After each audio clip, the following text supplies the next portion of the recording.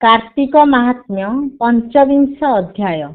श्रीकृष्ण उवाच एथु अंतरे कथा शुण द्विजग्रते कालगण कहती जमदंड कथा पापी जनकर व्यवस्था हे विप्र शुण एक मने संसारे संति जेउ जने श्री गुरु चरण न सेती जगत नाथ रे अभावी उत्तम जन दूर करी पूजन मेले दिन हरि गुरु निंदुक गुरु द्रोही गुरु विषय गर्भ बही एमंत पापी जेबे मरी ता प्राण प्रेत पिंडे भरी तुरीते धरी घेनी आसु नासा श्रवण बेगे नासु जाबत जम अधिकारे ताबत थाई नर्क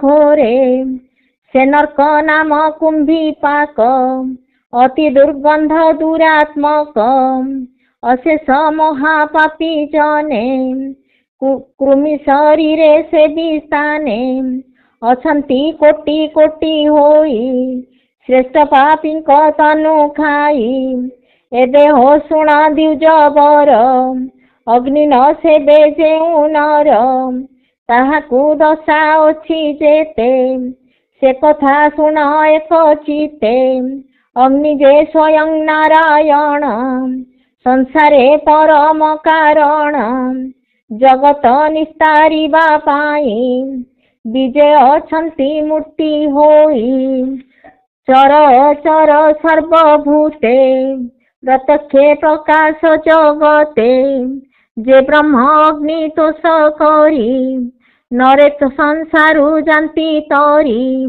आबर जेते नर नारी जठर अग्नि तोष करी क्षुधार्थ जने देई तन्न स्थावरे देव जल दान आपणा शक्ति अनुक्रमे अग्नि पूजिब यथा धर्मे दरिद्र जने दया नाही ताहाकू बोली अग्नि द्रोही से नर्क गौरव नाम अनल तेज घोर तम दरिद्र जने दया नाही ताहाकू बोली अग्नि द्रोही से पाप अंत काले आसी आंभ दंडरे हुए ध्वंसी अति दुर्गंध धूममय से नरके पड़ी पापी काय तक्षणे से लांगुड़ रूपे घोर नरक अनुतापे क्षुधा अनले जले पेट दावाग्नि जेह्ने तरु क्रोध षड ऋतुर ताप सही बन अनले देह बही एमंत शत जन्म जाई मनुष्य देह तेबे पाई विप्र जे स्वयं विष्णुमय तार अपराध केहू हुए उत्तम द्रव्य विप्र करे न देई न सेवे पयरे ब्राह्मण वचन न करी मूर्ख स्वभावे निंदा करी एमंत पापी आंबे आणी गोचन में बांधी पाद पाणी बेनी नयन तार ताड़ी मुंडे प्रहारी लुहा बाड़ी लुहा मंजुषा बांधी बेके पकाऊ पुती गंध नरके जेबे ब्राह्मण द्रोह करी केते जुग अंतरे तरी देवतांकु जे निंदा करे से प्राणी प्रेत तनु धरे तपत कर्दम नरके ताकु पकाऊ जमलोके काक कुकुर शिवा मेले पापिंकी खाऊ थांती बळे जे गुरु पोषी करे हेला हजिले न करे संखोला व्याधि पीड़ित वृद्ध काले सेवा जे न करे कुशले से महापापी जमपुरे पड़े गौरव नर करे ଗୋଧୀଙ୍କ ରୂପେ ମହାକଷ୍ଟି ଉପରେ କରି ଶିଳାବୃଷ୍ଟି। ଅତିଥି ଯାର ଗୃହ ବାସେ ସର୍ବଦା ଫେରଇ ନିରାଶେ। ଅନ୍ନ ଦେବଙ୍କୁ ଶକ୍ତି ଥାଇ ନିରାଶ କରି ବାହୁଡ଼ାଇ। ସେ ଗୃହେ ଧର୍ମ ଥାଇ ଯେତେ ଗମଇ ଅତିଥି ସଙ୍ଗତେ। ଯେ ଗୃହୀ ଅନ୍ତକାଳେ ଆସି ଶିମୁଳି ବୃକ୍ଷ ତଳେ ବସି।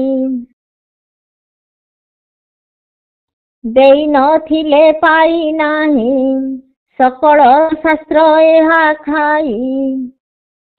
ଭିକ୍ଷୁକ ରୂପ ଧରି ଦୁଃଖେ ଅନ୍ନ ମାଗଇ ଅତି ଭୋକେ।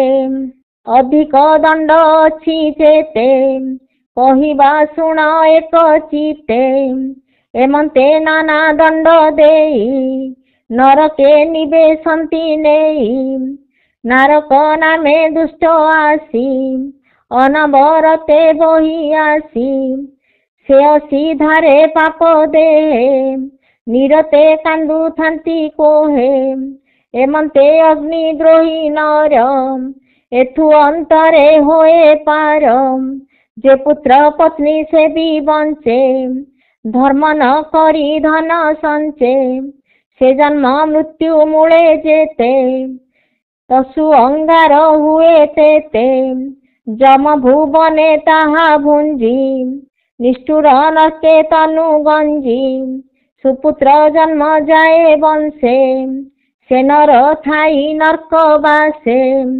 ସେ ପୁଣ 3 ଯୁଗ ଗଲେ କିଞ୍ଚିତ ଧର୍ମ ତାର ଥିଲେ। ନରକୁ ହୁଅଇ ନିସ୍ତାର ଏବେ ହୋ ଶୁଣ ଦ୍ୱିଜ ବର। ଯେ ବଣ ଜନ ଜ୍ଞାନହୀନେ ଜନ୍ତୁ ବଧଇ ଶ୍ରଦ୍ଧା ମନେ। କାର୍ଯ୍ୟ ଦୋଷା ଦୋଷେ ଯେ ବଣ ଜନ ଜୀବନାଶେ। ସେ ପ୍ରାଣୀ ପରଲୋକେ ଆସି ସାତ ଚଣ୍ଡାଳ ରୂପ ଦିଶି। ଅନେକ ମାଡ଼ ମାରୁ କରେ ପ୍ରଭାବ ସହ ଈଶ୍ୱରୀରେ। ସେ ନର୍କେ ପଡ଼ି ଜନ୍ତୁ ଦ୍ରୋହୀ ଅତି ଆକୁଳେ ଲୋଡ଼େ ତ୍ରାହି। ସେ ନର୍କେ ବୁଡ଼ି ପାପି ପଡ଼ି ଶରୀର ଯାଇଥାଏ ସଢ଼ି। ତପତ ବୈତରଣୀ ଜଳେ ସେ ପାପି ଥାଇ ଚିରକାଳେ। କିବା ସୁକୃତ କରିଥାଇ ଯୁଗ ଅନ୍ତରେ ପାର ଯାଇ। ହେ ବିପ୍ର ଶୁଣ ହେତୁ କରି ଯେ ବଣ ଜନ କରେ ଚୋରି। ସୁଜନ ଜନରେ କପଟ ଯେ ପର ଦାରାରେ ଲମ୍ପଟ। ଏ 3 ମହାପାପୀ କାଳେ ପଡ଼ନ୍ତି ଘୋର ନର୍କ ସ୍ଥଳେ। ପୂଜ ଶୋଣିତ ଶୁକ୍ରମଳ ଏ 4 ମିଶି ଯେଉଁ ଜଳ। 3 ହେ ପଡ଼ିଥାନ୍ତି ତହିଁ ପାପୀଙ୍କି ଅନୁସରି ରହି। ସାଧୁ ହିଂସନ୍ତି ଯେଉଁ ମୁଢ଼େ ତାଙ୍କୁ ବସାଇ ଜନ୍ଦା କୁଢ଼େ। ଅଭକ୍ଷ ଭକ୍ଷଇ ଯେ ଜନ ତା ବାସ ନରକ ସଦନ। ହେଠ ବଦନେ ପଡ଼ିଥାଇ ଊର୍ଦ୍ଧ୍ୱକୁ କରି ପାଦ 2। ଯେ ନିଜ ଜାତି ଧର୍ମ ଖଣ୍ଡି କୀଟଙ୍କ ଦଣ୍ଡେ ତାଙ୍କୁ ଦଣ୍ଡି। ଏହି ପ୍ରକାରେ ଏକ ପାପୀଙ୍କି ଦଣ୍ଡ ପରଲୋକ। ତୁ ତାଙ୍କ ମୁଖୁ ଏହା ଶୁଣି ବିପ୍ରଚିନ୍ତଇ ଚକ୍ର ପାଣି। ଏଥକୁ ପ୍ରତିକାର କିସ କହିବ ଜ୍ଞାନ ଉପଦେଶ। ବିପ୍ରବଚନେ ଯମଦୂତେ ବୋଲନ୍ତି ଶୁଣ ଏକ ଚିତ୍ତେ। ଯେ ବଣ ଜନ ଏହା ଶୁଣି ଆତ୍ମାର ହିତ ପରିମାଣି। କାର୍ତ୍ତିକ କୃତ୍ୟ ମହାବ୍ରତ ଶରଣ ଜୀବ ରମାକାନ୍ତ। ତାର ସକଳ ପାପ ଧ୍ୱଂସୀ ଅଚିନ୍ତା ପୁରେ ଯାଇ ବସି। ଏ ଧ୍ରୁବ ବାକ୍ୟ ନିରାକାର ଆପଣା ଠାରୁ ହେତୁ କର।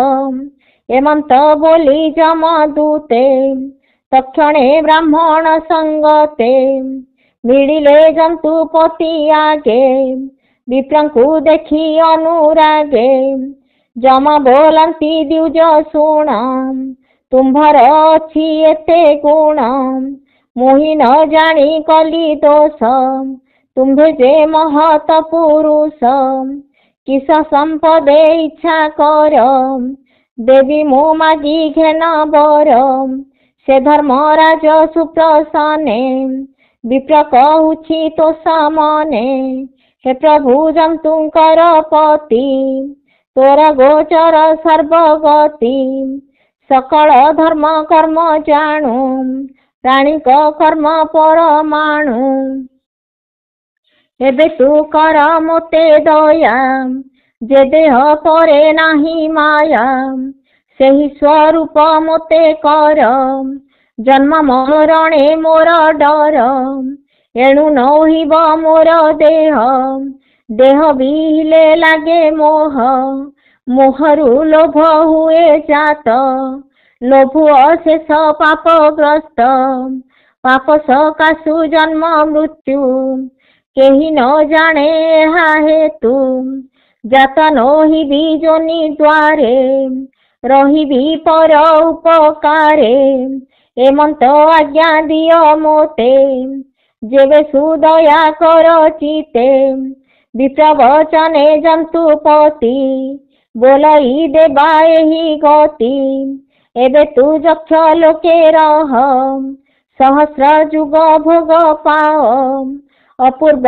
दिव्य रूप धरी बिलसी धनपति सिरी तद अंतरे मध्यपुरे आसिबु जन उपकारे नदी स्वरूपे मध्यस्थले रहिबु सुशीतल जले सरजु नामे पुण्य तीर्थे स्नाने प्राणिक मनोरथे होइब सर्व कार्य सिद्धि पुणी तो तीरे दया निधि अयोध्या नामे पुण्य क्षेत्रे श्रीराम नामे हेब ख्याते जाता होइबे नर हरि एक चतुर्धा रूप धरी लक्ष्मी जे सीता नाम बोही तोर निकटे थिबे रही तो जल स्नान पान करी आनंदे लक्ष्मी नर हरि तोते मुक्ति गति